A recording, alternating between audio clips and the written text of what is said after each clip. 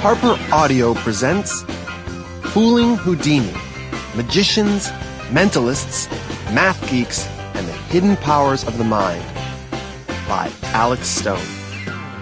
This is the author.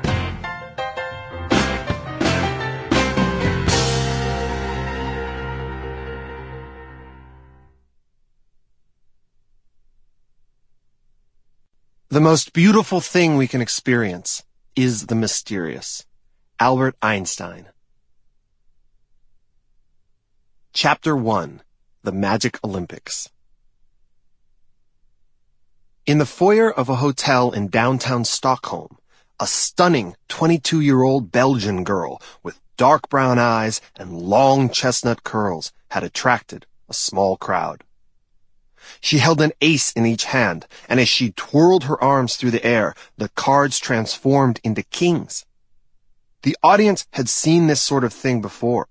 They weren't the kind of people who would go wild for a single change. But then, in one fluid sequence, she coiled her wrists again, and the kings became queens. The energy in the room quickened as her arms snaked through the air like a flamenco dancer's. Once, twice, and the queens faded into jacks, then tens. The people around her began to cheer. Another whirl and the tens turned into jokers. She is one of the only magicians in the world who can pull off 5 transformations in a row, and the audience was now crazy for her. Toward the back of the lobby, a florid man in a black pork pie hat demoed a shell game, that age-old gypsy swindle with 3 hollowed-out shells and a pea.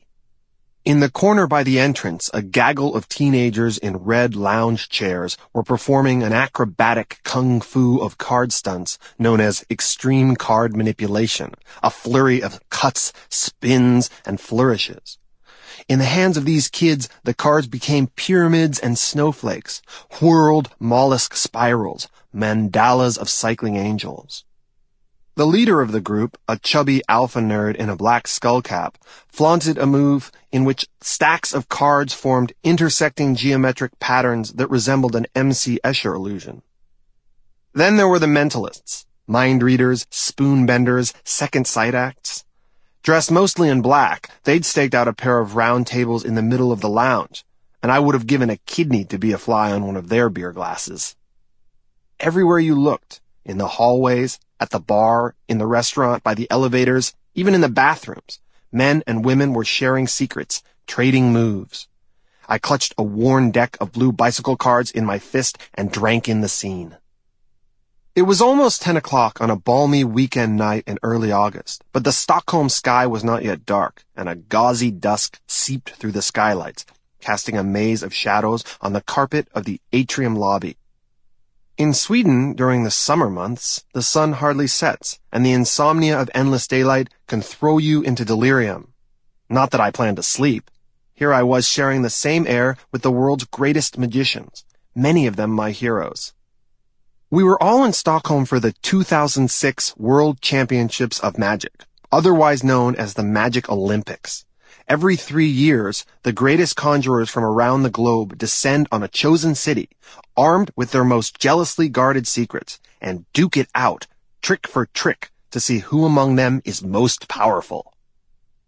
The 23rd Olympics in Stockholm were the biggest in history, with nearly 3,000 attendees from 66 countries and 146 competitors vying for medals in 8 events.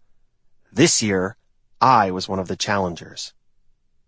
Given that the Olympics is by far the toughest magic competition in the world, getting into the games at all was something of a miracle.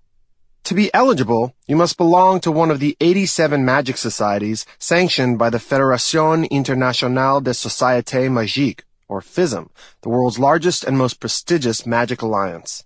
The United States has 3 FISM-approved magic societies: the Academy of Magical Arts, seated at the Magic Castle in Hollywood, the International Brotherhood of Magicians, and the Society of American Magicians, or the SAM, Magic, Unity, Might, of which I am a card-carrying member.